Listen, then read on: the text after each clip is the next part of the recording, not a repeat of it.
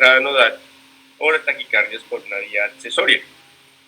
De las taquicardias con reentrada nodal, la común es la más frecuente. En este caso, lo característico es que la onda P quede por detrás del complejo QRS y no se vea, o que esté seguido del complejo QRS, típicamente menos de 70 minutos después del complejo QRS. Eso es de la tipo común. La no común, la onda P está antes del complejo QRS. Es tan solo 5 a 10% de los casos de las taquicardias supraventriculares. Y la teoría accesoria puede ser con un tejido de conducción largo o un tejido de conducción corto, dependiendo si es ortodrómica o si es antidrómica.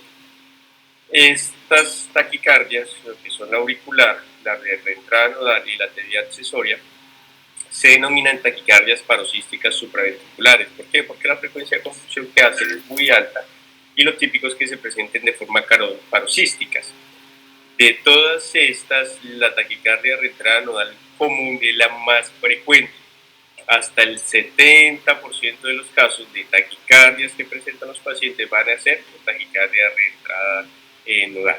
Es decir, si tenemos una taquicardia de participación por vía accesoria, de participación del nodo AB, es decir, que no vemos una onda P típica, pues vamos a saber que en la mayoría de los casos va a ser una taquicardia por reentrada nodal de la variedad común. Las auriculares típicamente se van a presentar de forma irregular, ¿sí? Y las de la unión AB se van a presentar de forma regular, que también nos sirve pues, para el momento de la clasificación. Otro importante a tener en cuenta es medir el RP y el PR. El RP es desde la onda R hasta donde se ve la onda P. ¿Sí? Cuando son de RP corto, pues tenemos la taquicardia nodal típica y la taquicardia por vía accesoria ortodrómica, que es por la conducción normal. Es decir, la taquicardia en este caso baja por el nodo por el sistema de Hirschsprung y se devuelve por la vía accesoria. Cuando el RP es largo, es decir, desde donde está la onda R hasta donde vemos la onda P es largo, o es más largo que el RP, pues podemos tener una taquicardia sinusal, una taquicardia auricular, unifocal o multifocal, la nodal atípica, o por vía accesoria, bien sea por un PUMET, que es una taquicardia perisinusal, o una taquicardia antidrómica, que típicamente van a ser con un RP largo. Entonces aquí podemos tener un ejemplo más claro de la medición del RP y el PR.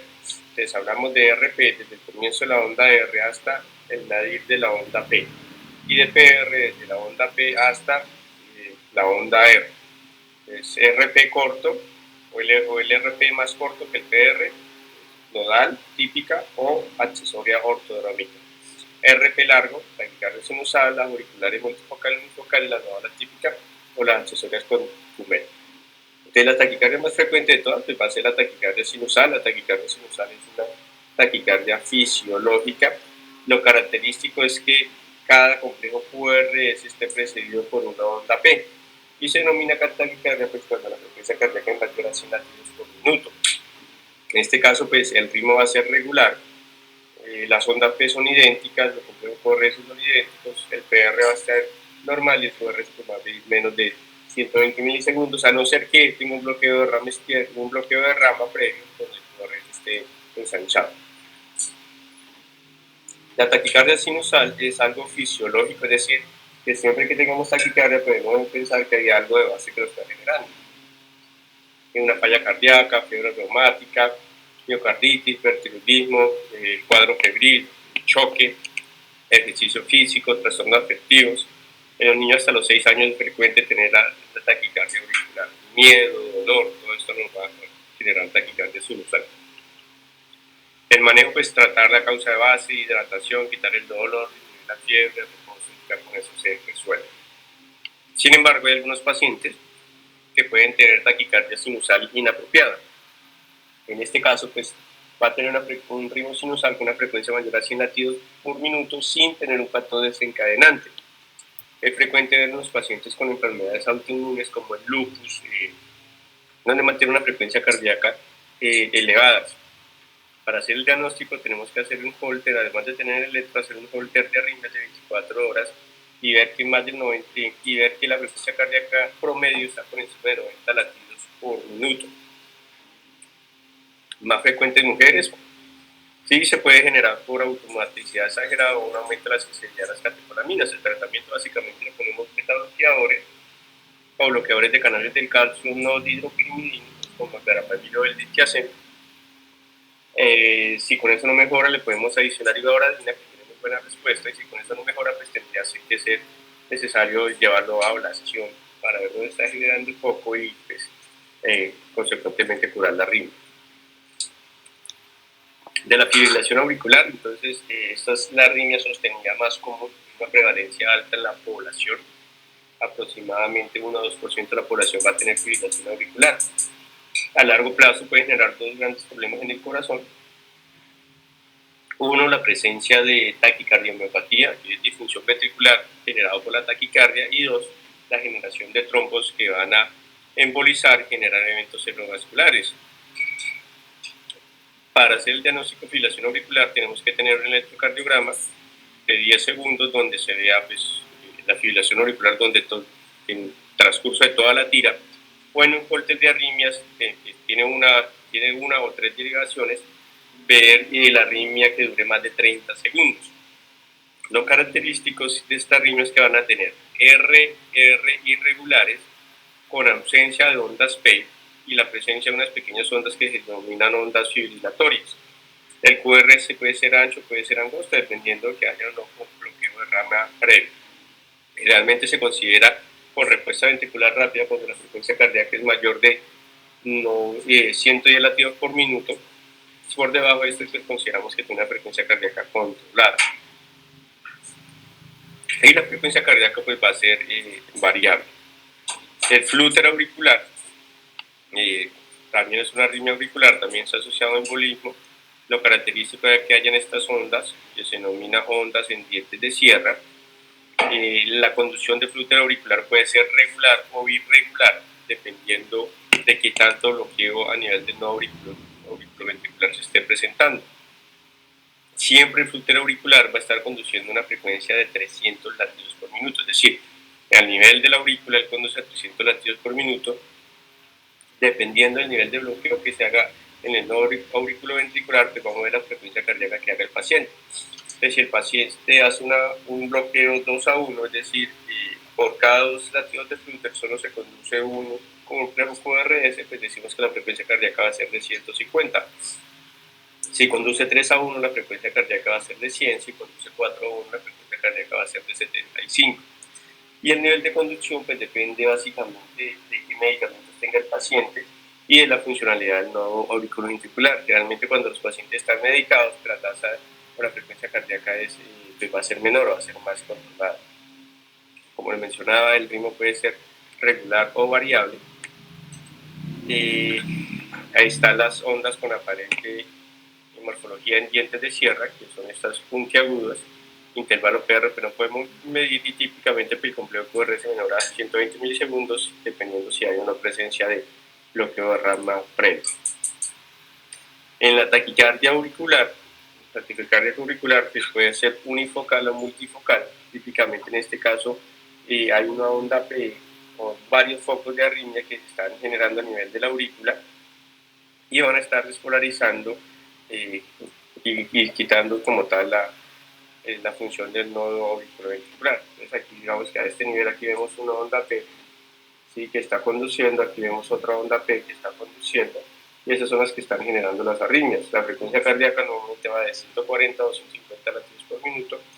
Es un ritmo regular, siempre tenemos que tratar de buscar las ondas P, una o más ondas P que estén conduciendo, generalmente son ondas P negativas, ondas P que tienen un intervalo PR más corto. Entonces, por ejemplo, típicamente lo que vemos son inversión de las ondas P a nivel de las derivaciones de la pared inferior, ¿sí? O vemos ondas P bizarras, ondas P anómalas, que nos hacen pues, pensar en que tiene una taquicardia auricular. El nivel de conducción pues, también depende de qué tanto bloqueo se haga a nivel del nodo auricular, puede ser una conducción 2 a 1, 3 a 1. La frecuencia cardíaca típicamente va de 100 a 250 latidos por minuto, y como podemos ver desde el R hasta la onda P pues va a ser largo. El RP es más largo que el PR, es una de las características que tiene. Entonces aquí podemos ver un paciente con una taquicardia auricular, podemos ver las ondas P, que son ondas P negativas que tienen a nivel de la derivación D2, también se pueden ver aquí a nivel de ABR, ¿sí? O las podemos ver también aquí a nivel de las derivaciones B2 o B1. Esa muesquita que vemos ahí son las taquicardias, son las ondas P. Entonces lo característico es que el RP sea un RP largo.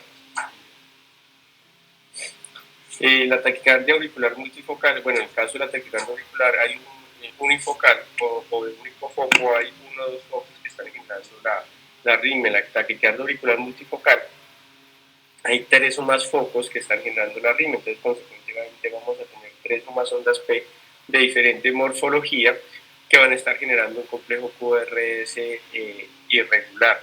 En este caso, si uno lo ve rápidamente, uno pensaría que tiene una fibrilación auricular. Sin embargo, uno puede ver que hay ondas P detrás de cada complejo QRS, ¿sí? Y esto es lo que vamos a ver. Tres o más ondas P de diferente morfología que van a generar un RR regular, irregular, un PR irregular, que es la característica. Aquí como podemos ver un caso de una taquicardia auricular. Aquí vemos onda P, onda P, onda P, onda P, todas de diferente morfología generando RRs irregulares, mucha cardíaca pues, variable. Algo importante a tener en cuenta cuando enfrentamos esta arritmia es que esta arritmia no responde a la cardiovección. ¿Por qué? Pues porque hay múltiples focos originando la arritmia. Entonces, los pacientes de cardiovertir, la arritmia no se logra cardiovertir. Lo que debemos hacer en esos casos es controlar la frecuencia cardíaca. Esta arritmia está muy relacionada a patologías pulmonares crónicas, por ejemplo, los pacientes con dilatación auricular izquierda severa, neumocrestia y hipertensión pulmonar severa, o los pacientes que tienen EPOC, es frecuente que desarrollen esta arritmia. Estas son las características: tres o más focos ectópicos auriculares, tres o más ondas P de diferentes morfologías, y el intervalo PR, el PP y el RR son variables. Es una taquicardia de RP largo, frecuencia cardíaca de 120 a 200 latidos por minuto, hace la conducción a VEVA 0,1 y se da en pacientes críticamente enfermos o falla cardíaca terminal. No cardiovertir y utilizar beta-bloqueadores o bloqueadores de canales de calcio. Las taquicardias de reentrada nodal. Entonces, en la taquicardia de reentrada nodal, lo típico es que el paciente venga en un ritmo sinusal normal, que se presente una ectopia supraventricular, una ectopia auricular, y que esta ectopia auricular pues, vaya a despolarizar el nodo auriculoventricular. Entonces, normalmente en este caso el paciente tiene dos vías de conducción, una vía de conducción rápida y una vía de conducción lenta. Normalmente está la vía de conducción rápida llevando el impulso, y la vía de conducción lenta al llegar acá pues todavía encuentra en un periodo refractario absoluto, por lo cual no puede despolarizar. En el caso de la atopia supraventricular, cuando se presenta pues va a llegar y se va a empezar a conducir por la vía rápida, pero como esta vía ya se había despolarizado, van a encontrarla en un periodo refractario absoluto. Entonces lo que hace es irse por la vía lenta, la cual al llegar a este sitio pues ya encuentra que este periodo refractario absoluto ya es un periodo refractario relativo y comienza a despolarizar retrógradamente. Esto hace pues que se perpetúa el circuito de la taquicardia y es como tal la génesis de la taquicardia auricular por la conducción a través de las dos vías, la vía normal y la vía rápida. En este caso pues al conducir de manera retrógrada, la onda P va a quedar detrás del complejo QRS, o sea, va a quedar posterior al complejo QRS y no antes del complejo QRS como ocurre normalmente. 70-80% de los casos de taquicardia supraventricular paroxística, 70% de los pacientes son mujeres, se puede presentar a cualquier edad, más en adultos jóvenes, de cuarta, quinta década de la vida. En su corazón estructuralmente sano, la frecuencia cardíaca de conducción es de 220 a 230 latidos por minuto. La forma típica se presenta en el 95% de los casos y la atípica en el 5%. Responde a las maniobras vagales, como masaje seno-carotídeo, pedir al paciente que sople fuerte o que tosa, que todo esto hacer maniobras de Valsalva o la administración de adenosine. Típicamente se le administra 6 miligramos seguido de 20 mililitros de solución salina. Si no mejora, se le administran 12 miligramos adicionales. Si no mejora, se le administran otros 12 miligramos. Importante tener en cuenta que la adenosina es un medicamento que tiene una vida media de 30 segundos. Por eso se debe administrar y posteriormente un bolito de solución salina rápidamente, porque la vida media pasa muy rápido. La taquicardia por entrada nodal típica, entonces es lo que vamos a ver en el electrocardiograma. Entonces aquí venía en un ritmo sinusal, se presenta una contracción auricular prematura y se comienza a generar la taquicardia. Entonces vemos aquí que venían ondas P, en este caso pues las ondas P desaparecen porque quedan detrás del complejo QRS. Entonces si vemos una taquicardia regular con ausencia de onda P, lo más probable es que sea una taquicardia por entrada nodal. En este caso lo que tenemos que hacer es masajes en maniobras vagales. Si no mejora, pues adicionar adenosina para tratar de cardiovertirla. Si el paciente está inestable, puede hacer una cardioversión eléctrica. Y lo otro característico que podemos ver es que las ondas P se vean como una pseudo S a nivel de las derivaciones de la parte inferior, los pequeños cachitos que ven aquí a nivel de 3, o que se vea como una pseudo R, ese pequeño pico que se ve aquí a nivel de B1, como simulando un patrón de bloqueo de rama derecha, que después de la cardioversión la taquicardia va a desaparecer. Lo otro que vemos es que la onda P está muy cerca del QRS, es decir, que van a hacer una taquicardia de RP corto, lo típico menor de 70 milisegundos. Las características son RR regular, ausencia de onda P o la presencia de una onda P retrógrada, como una pseudo R en B1 o una pseudo S en la pared inferior, un RP corto, menor de 70 milisegundos, y la frecuencia de conducción generalmente de 120 a 220 latidos por minuto. Entonces aquí nuevamente podemos ver la presencia de ondas P retrógradas manifestadas como una pseudo S a nivel de las derivaciones de la pared inferior. En este caso pues no se ve la pseudo R a nivel de B1, pero sí la presencia de pseudo S, que aquí la podemos ver mejor en esta foto ampliada. Y aquí pues vemos la presencia de la pseudo R, este pequeño pico que se ve en la rama ascendente de la onda S, denominada como pseudo R. Después de la cardioversión, entonces aquí vemos el pico, después de cardiovertir el paciente, pues el pico va a desaparecer.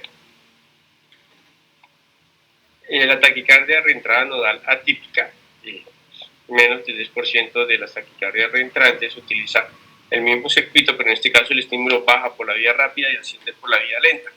Eso hace que la onda P pues, sea una onda P que precede al complejo QRS, frecuencia cardíaca de conducción casi la misma, de 120 a 220, es un ritmo irregular, el QRS angosto, pero en este caso el RP va a ser largo, la onda P va a estar detrás del complejo QRS.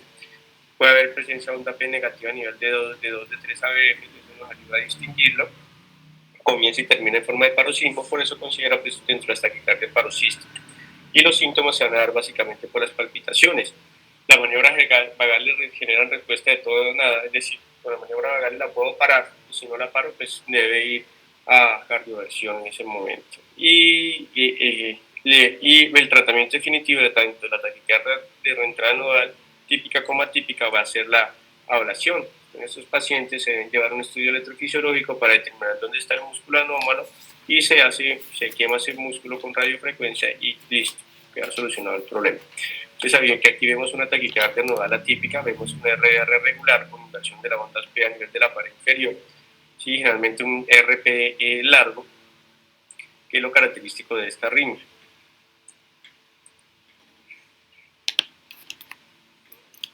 Bueno, en cuanto a las taquicardias por una vía accesoria por preexcitación, pues normalmente todo el sistema de conducción se va a presentar a nivel del nodo auriculoventricular, pasando por el sistema de Hillpurkinje, se va a ir por la vía derecha y por la rama izquierda, el as antero superior y el as posterior inferior, y por la rama derecha. Cuando ocurre una vía accesoria hay un puente muscular que comunica directamente las aurículas con el ventrículo sin pasar por el nodo auriculoventricular, es decir, no van a pasar por el peaje del cual frena los impulsos. Al no pasar por el nodo auriculoventricular, el complejo QRS va a ser ancho, ¿sí? Entonces lo característico de los pacientes cuando tienen una vía accesoria es que vayan a tener una onda P corta, un PR corto, porque no pasa por el nodo auriculoventricular, entonces no se retrasa la conducción, y van a tener la presencia de una onda delta. que es esta pequeña barriga, lo podemos llamar, que tiene la rama ascendente de la onda R.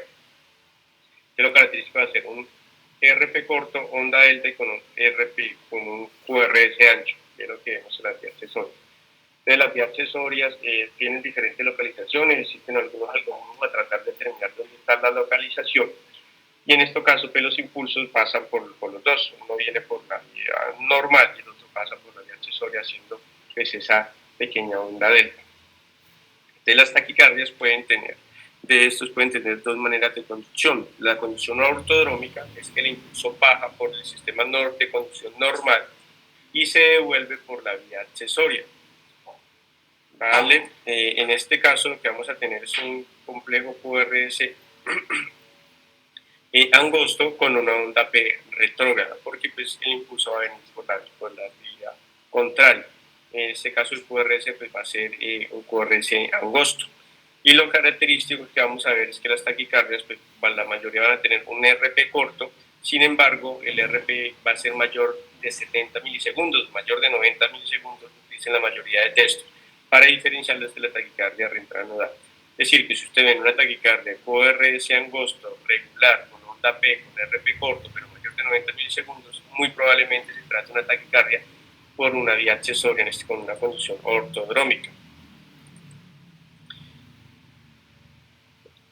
Aquí podemos ver otro caso, entonces aquí vemos la onda P, que está después del complejo QRS, pero está a más de 2 cuadritos, es decir, a más de 90 milisegundos, que es lo característico de esta arritmia. Lo otro característico que tienen las conducciones por vía accesoria es que van a tener alternancia eléctrica. Alternancia eléctrica, ¿qué es? Que haya una diferencia en el voltaje de un latido a otro.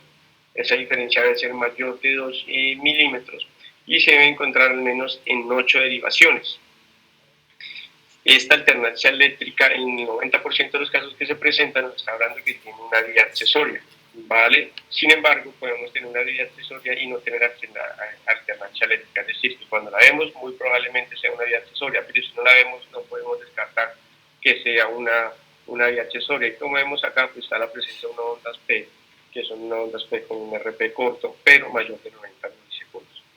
En el caso de la taquicardia por vía antidrómica, el impulso normalmente baja por el complejo QRS y se devuelve por el sistema de conducción normal. A bajar todo el impulso por el complejo QR, por la vía accesoria, perdón, pues bueno, va a generar una taquicardia QRS ancho. Entonces, las taquicardias con conducción aberrante con conducción por vía accesoria, perdón, característicamente tienen un QRS ancho, ¿vale? Y en la mayoría de los casos, como es por fibrilación auricular, vamos a ver un QRS ancho con un ritmo de fibrilación auricular. Y algo importante tener en cuenta, estas taquicardias por vía accesoria son potencialmente fatales, porque si los impulsos no son frenados por el aurículo ventricular y conducen al mismo nivel de la aurícula, que generalmente son 250-300 latidos por minuto, pues el paciente va a terminar desarrollando una fibrilación ventricular y esto pues le va a generar colapso y consecuentemente pues, la vida o generar la muerte del paciente. Eso es las taquicardias de QRS angosto. Referente a las taquicardias de QRS ancho, pues el 80% son ventriculares y el 20% son supraventriculares con conducción aberrante, que puede ser vía accesoria por una vía accesoria antidrómica, tener un complejo QRS previo, un bloqueo de rama previo o un bloqueo de rama dependiente de la frecuencia. Entonces la antidrómica me va a generar QRS ancho, bloqueo de rama izquierdo o derecho previo me genera el QRS ancho, a un bloqueo de rama dependiente de la frecuencia. Entonces, en este caso, ¿qué ocurre? Cuando la frecuencia cardíaca es mayor a 120 latidos por minuto, algunos pacientes pueden generar periodos refractarios más largos. Entonces, cuando van a estimular una rama, esa rama está en periodo refractario, entonces el impulso se va por la otra rama y se despolariza el aldehído de manera retrógrada. Eso hace que el QRS se ponga angosto. Lo típico es que cuando la frecuencia cardíaca se normaliza, pues el paciente vuelve a un QRS estrecho. Entonces, para determinar el origen de las taquicardias de QRS ancho, utilizamos varios algoritmos. El más utilizado es el de Brugada, el más ampliamente conocido y fácil de utilizar. Este tiene 4 pasos. Cada paso, si es positivo, es excluyente. Es decir, si el primero es positivo, pues ya me define taquicardia ventricular y no sigo con el otro. y así va consecuentemente. Entonces lo primero que debemos preguntar es si hay ausencia de complejos RS en las vibraciones precordiales. Si no vemos RS en las precordiales, pues decimos que una taquicardia ventricular. Si no, seguimos con el segundo punto, que es medir el intervalo de RS. Si es mayor a 100 milisegundos en las precordiales, pues decimos que una taquicardia ventricular. Si esto no se presenta, seguimos con el tercer paso, que es tratar de buscar ondas P que no estén conduciendo, que eso se llama disociación auriculoventricular. Si vemos ondas P que no conducen, pues decimos que es una taquicardia ventricular. Si no, vamos a ver la morfología del QRS a nivel de B1 y B2, de 1 y B2 y B6 para determinar si es compatible con una taquicardia ventricular o si no es compatible con una taquicardia supraventricular. Entonces, este es el primer paso, buscar ausencia de un complejo RS en las derivaciones precordiales. Entonces, como podemos ver acá, aquí vemos solamente ondas monofásicas, no vemos la presencia de una onda R como tal, que en este caso sería una taquicardia ventricular. Vemos que todo el latido se presenta de la misma forma. En este caso aquí tenemos una taquicardia con un complejo QRS ancho con morfología de bloqueo de rama izquierda. ¿Por qué? Pues porque son pues positivas a nivel de B5 y B6 y negativas a nivel de B1 y B2, pero no vemos la presencia de ondas RS como tal. O son todas S o son todas R. Entonces en este caso decimos que es una taquicardia ventricular. Diferente a este caso, que tenemos una taquicardia QRS ancho con morfología de bloqueo de rama izquierda, pero podemos ver acá a nivel de B3, de B4, que hay la presencia de onda R y S. Entonces, en este caso, no podemos decir que tiene una taquicardia ventricular y debemos continuar el segundo paso, que es medir el intervalo RS. ¿Cómo se mide el intervalo de RS? Desde el comienzo de la onda R hasta el final de la onda S a nivel de las derivaciones precordiales, y este intervalo debe medir más de 100 milisegundos. Si esto es así, decimos que el paciente tiene una taquicardia ventricular. Si ese intervalo de RS mide menos de 100 milisegundos, pues seguimos con el siguiente paso. Entonces aquí vemos la explicación de cómo medir el intervalo RS. Entonces, si a esta taquicardia, que es de morfología de bloqueo de rama derecha, porque vemos que es positiva a nivel de B1 y B2, y el QRS es negativo en B5 o B6, podemos ver que no es una taquicardia ventricular con el primer paso de Brugada, porque vemos la presencia de una onda RS. Entonces vamos a medir el intervalo RS, ¿sí? Entonces, en este caso tomaríamos desde el inicio de la onda R hasta el nadir de la onda S, y en este caso pues mide más de 100 milisegundos, ya tiene más de 2,5 cuadritos, entonces decimos pues que es una taquicardia ventricular. Si en este caso vemos el RS, pues este RS mide menos de 100 milisegundos, entonces decimos que no es una taquicardia ventricular y seguiríamos con el tercer paso. El tercer paso es tratar de identificar ondas P, como estas de acá que vemos, onda P, onda P, onda P, las cuales no están conduciendo. Si vemos esto, pues definitivamente se trata de un paciente con una taquicardia ventricular. Las guías de manejo de la AJA dicen que a todos los pacientes con taquicardia regular, bien sea con QRS ancho o QRS angosto, se le administra adenosina. El objetivo de esto es tratar, en el caso de las taquicardias supraventriculares, o sea, con QRS estrecho, pues determinar si es una reentrada nodal y consecuentemente pararla, o disminuir la frecuencia cardíaca para ver si es un flúter con una conducción fija. En el caso de las taquicardias ventriculares, lo que uno quiere hacer es disminuir la frecuencia cardíaca al bloquear el nodo AB para tratar de observar si hay ondas P que no están conduciendo. Es decir, lo que queremos ver en este caso es ver si hay ondas P que nos confirmen la presencia de una taquicardia ventricular. En este caso, entonces, como vemos acá, pues hay ondas P que están conduciendo, que no están conduciendo, entonces decimos pues que es una taquicardia ventricular, y como tal ahí pararíamos el algoritmo. En este caso pues no vemos onda P en ninguno de los latidos, entonces seguimos con el algoritmo pues, porque no las encontramos. Entonces en el cuarto paso, que es el paso más difícil, porque nos deberíamos aprender las morfologías del bloqueo. Realmente uno no se aprende las morfologías que tienen estos patrones, sino lo que hace es buscar una tablita donde estén escritos. Entonces aquí para esto es básico determinar si el paciente tiene un patrón de bloqueo de rama derecha o patrón de bloqueo de rama izquierda.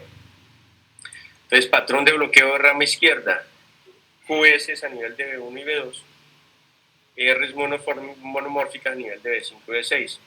patrón de bloqueo de rama derecha, R es positivo, este es también un patrón de bloqueo de rama derecha, R positivas a nivel de B1 y B2, y pues, la presencia de pues, una onda S empastada a nivel de B5 y B6, ¿vale? Que es para diferenciar. Patrón de bloqueo de rama derecha, nuevamente, R es positiva, B2, podemos ver la presencia de QS en B5 y B6, patrón de bloqueo de rama izquierda, R bien positivas en B5 y B6 y QS profundas a nivel de B1 y B2. Entonces, cuando tengo un patrón de bloqueo de rama derecha, voy a ver cómo es la presencia o la característica de la onda R a nivel de B1. Si tengo una onda R monofásica o un QR o un R inicial mayor que el R', decimos que es una taquicardia ventricular. O si la relación RS a nivel de B5 y a nivel de B6 es menor de 1, decimos que es una taquicardia ventricular. Entonces devolvámonos un momento a esta acá. Entonces, por ejemplo, este caso que tiene un patrón de morfología de bloqueo de rama derecha, vemos como el RS a nivel de B5 B6 es menor a 1, es decir, la onda S tiene más voltaje que la onda R, ¿vale? Y en este caso podemos ver cómo hay una onda R monofásica. Es definitivamente pues, una taquicardia ventricular. Sin embargo, pues antes de eso ya hay medio intervalo de RS que me decía que es mayor de 100 milisegundos.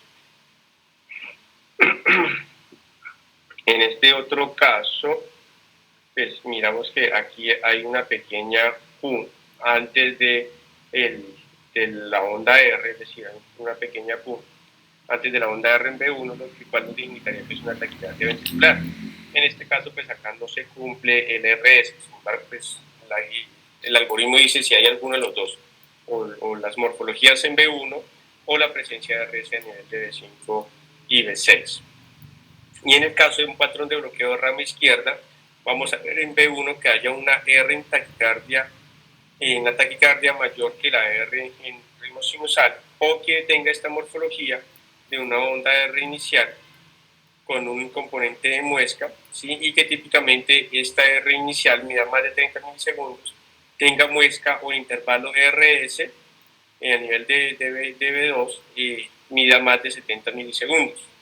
O que a nivel de B6 veamos la presencia de un QR, una Q pequeña y una R grande, o que tengamos la presencia de esta morfología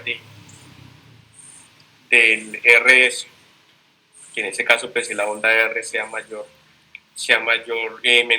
que la onda S a nivel de B6.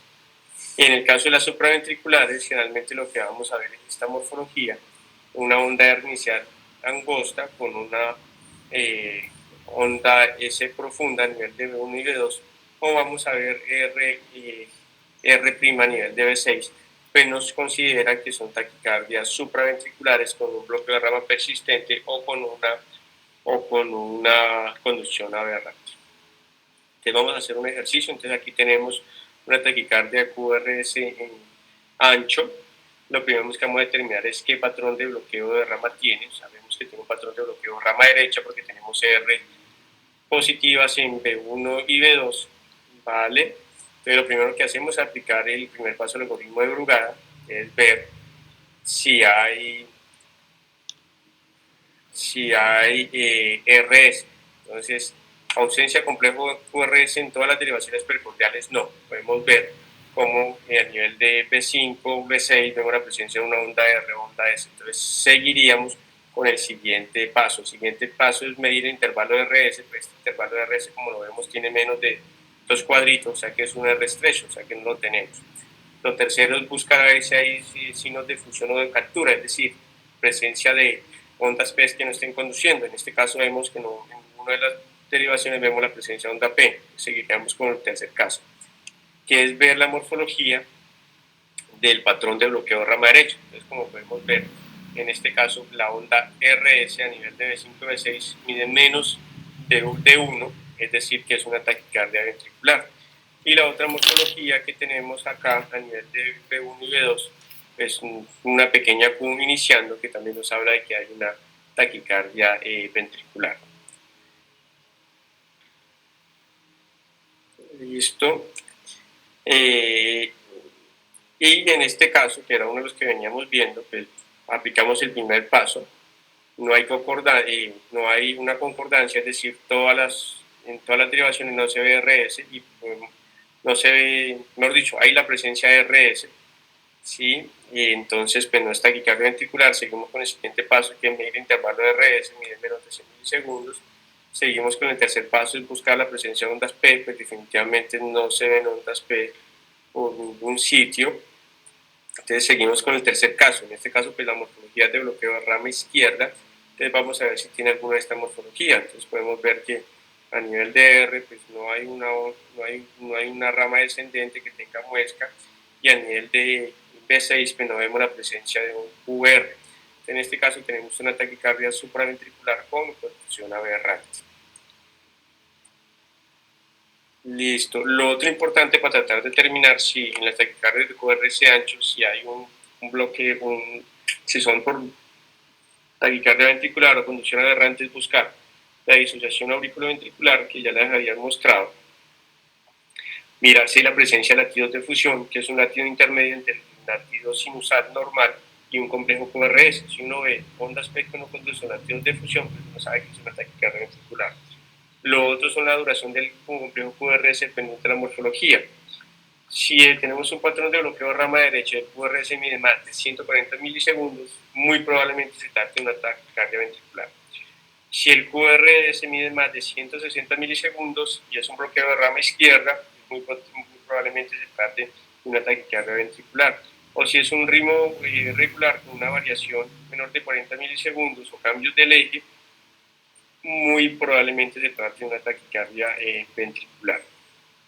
En cuanto a las arritmias ventriculares, entonces estas podemos tener ritmo idioventricular, que lo característico es complejos QRS que están conduciendo una frecuencia entre 40 y 60 latidos por minuto. Es muy frecuente ver en los pacientes que están premorte, que están a punto de entrar a paro, o en los pacientes que se trombolizan y hacen arritmias de repercusión.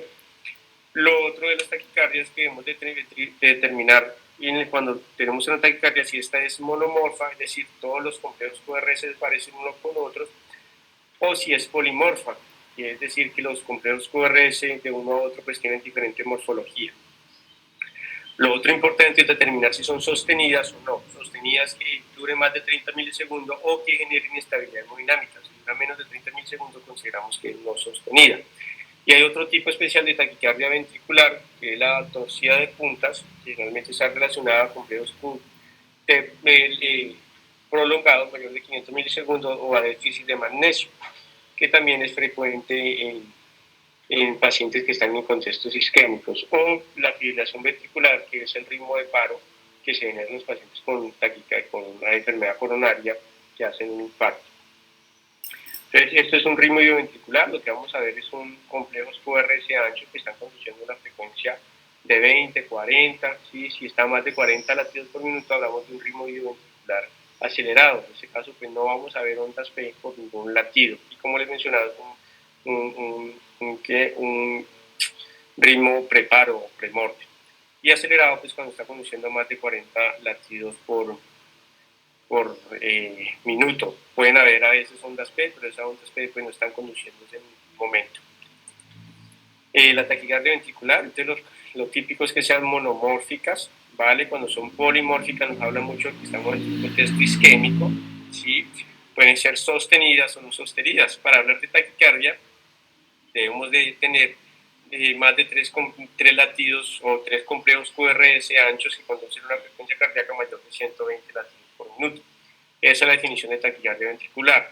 Menos de 30 segundos no sostenida, si presenta colapso, dura más de 30 segundos sostenida. Los principales mecanismos para generar esta arritmia son reentrada, automatismo anormal o actividad desencadenada, que no entra a explicarle cada uno de estos porque es algo un poco complejo, no tenemos tiempo para eso.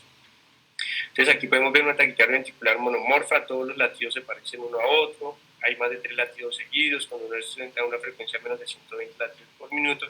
Sin embargo, como podemos ver que hay veces entra ritmo sinusal, ¿sí? Con complejos QRS estrecho, y vuelve a arrancar la arritmia. Entonces es una taquicardia ventricular monomorfa.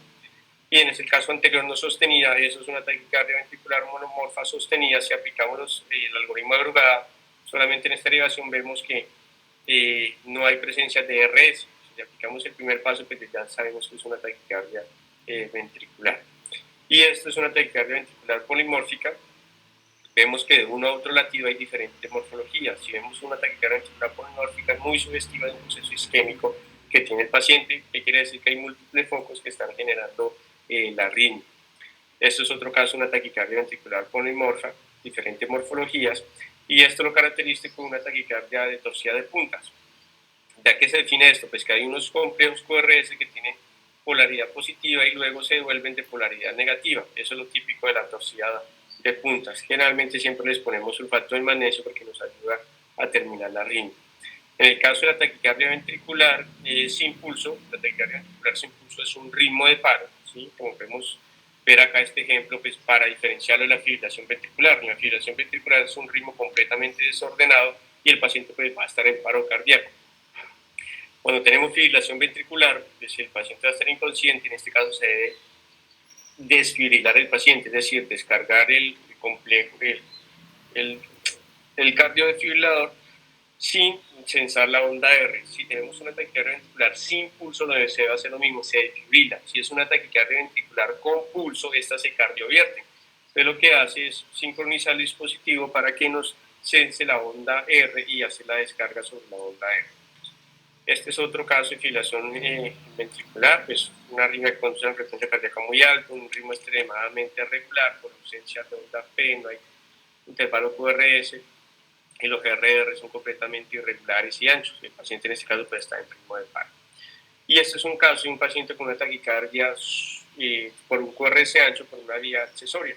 Entonces, lo característico de esta arritmia es que va a tener QRS ancho y los RR son irregulares, ¿vale? Como podemos ver, casi todos los RR de uno a otro se parecen, hay alternancia eléctrica, pero los RR son completamente irregulares. Entonces, uno ve una taquicardia de estas, uno debe sospechar que tiene una fibrilación auricular con una conducción por vía accesoria o que tenía un bloqueo de rama izquierdo previo o preexistente.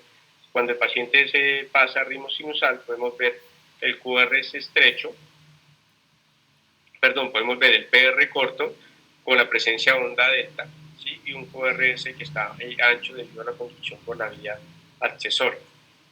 Y este es el algoritmo para las taquicardias, taquicardia con pulso. Entonces lo primero es hacer el ABC, asegurar al paciente, darle oxígeno, un acceso, monitorizarlo, identificar posibles causas reversibles y tratarlos. Mirar si el paciente tiene signos de inestabilidad hemodinámica, es decir, si está hipotenso, que equivale a choque, si ha tenido alteración del estado de conciencia como síncope, si tiene dolor torácico, que sería isquemia, o si hay edema pulmonar, que sería falla cardíaca. Si hay cualquiera de esos, decimos que es una taquicardia inestable y el paciente debe ir inmediatamente a cardioversión eléctrica. Se pueden hacer hasta 3 intentos. Si el paciente no salió, pues se puede administrar amiodarona a 300 miligramos, ¿vale? Y se vuelve a hacer una nueva cardioversión y se deja pues amiodarona en infusión continua durante 24 horas. Si la taquicardia está estable, vamos a medir cómo se compleja el QRS. Importante que siempre que llegue el paciente, pues tomar inmediatamente un electrocardiograma. Si el QRS es estrecho, estamos hablando de que es una taquicardia supraventricular, entonces vamos a ver si el RR es regular o irregular. Si es irregular, pues sabemos que es una fibrilación auricular, ¿sí? Y lo vamos a tratar como tal. Si es regular y el QRS es ancho, pues vamos a tener una taquicardia ventricular. Si está estable, ponemos amiodarona a 300 miligramos y le continuamos la infusión. Si se convierte inestable, pues lo vamos a cardiovertir. Y en el caso de QRS estrecho, si es regular, vamos a utilizar maniobras vagales y administrar adenosina para ver si el ritmo sinusal se restaura.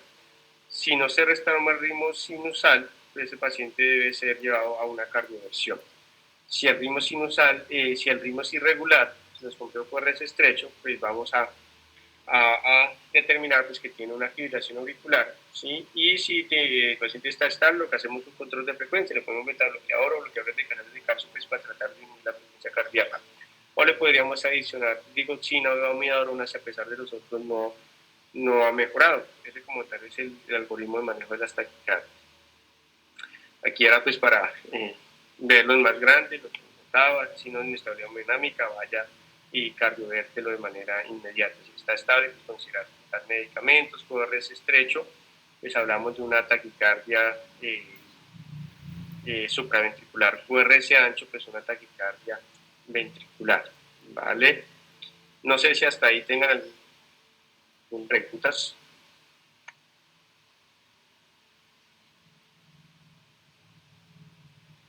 ¿Ninguna?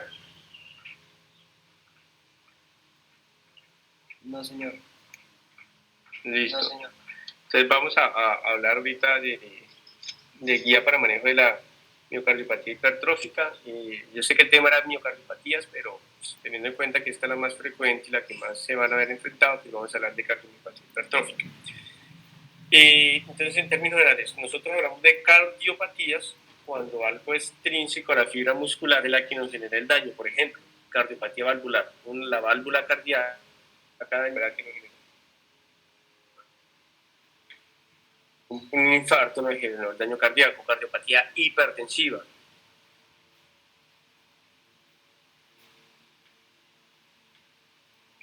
Donde generó la falla cardíaca. Hablamos de miocardiopatías cuando es un daño intrínseco a la fibra cardíaca. Por ejemplo, mutaciones, como en el caso de la miocardiopatía hipertrófica. Amiloidosis, que es depósito a nivel del tejido amiloide a nivel de la fibra cardíaca. Enfermedades de Fabry, almacenamiento de glucosacáridos a nivel de la fibra cardíaca. Sarcoidosis, un proceso inflamatorio dentro de la fibra cardíaca. Entonces, siempre que hablamos de miocardiopatías, estamos haciendo referencia a un daño intrínseco de la fibra cardíaca y no a un agente externo que me la está deteriorando. Entonces, en el caso de la miocardiopatía hipertrófica, son anomalías estructurales y funcionales del miocardio ventricular que no son explicadas por enfermedad arterial coronaria que limita el flujo ni por condiciones anormales de sobrecarga, es decir, que no le puede echar la culpa a la enfermedad coronaria ni le puede echar la culpa a la hipertensión arterial que me estén generando este daño. Primaria cuando el corazón es el único órgano comprometido, secundaria cuando hay compromiso cardíaco como manifestación de un proceso sistémico. No son tan frecuentes, tienen una prevalencia baja en la población de 0.02 casos a 0.23 casos por cada 100.000 por la población total que hay. Está muy relacionada por la edad, realmente se van a presentar las manifestaciones clínicas después de la segunda, tercera década de la vida. Es muy raro ver a menores de 25 años, incidencia de 0.3 a 0.5 casos por cada 100.000 habitantes, pero tiene una mortalidad alta, con una mortalidad anual de 1 a 2% al año. Por eso la importancia de hacer un diagnóstico temprano. Tiene un patrón de herencia autosómico dominante. ¿Esto qué quiere decir?